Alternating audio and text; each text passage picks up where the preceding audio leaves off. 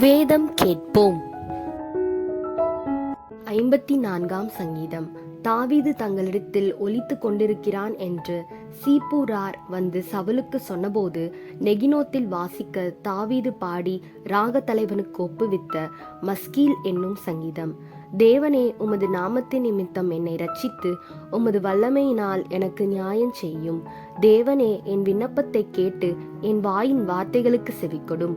அந்நியர் எனக்கு விரோதமாய் எழும்புகிறார்கள், கொடியர் என் பிராணனை வாங்க தேடுகிறார்கள். தேவனை தங்களுக்கு முன்பாக நிறுத்தி நோக்கார்கள். இதோ, தேவன் எனக்கு சகாயர், ஆண்டவர் என் ஆத்துமாவை ஆதரிக்கிறவர்களோடே இருக்கிறார். அவர் என் சத்துருக்களுக்கு தீமைக்கு தீமையை சரிக்கட்டுவார். உமது சத்தியத்தின் நிமித்தம் அவர்களை நிர்மூலமாக்கும்.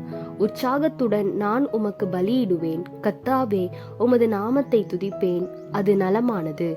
அவர் எல்லா நெருக்கத்தையும் நீக்கி என்னை விடுவித்தார். என் கண் என் சத்துருக்களில் நீதி சரிக்கட்டுதலை கண்டது.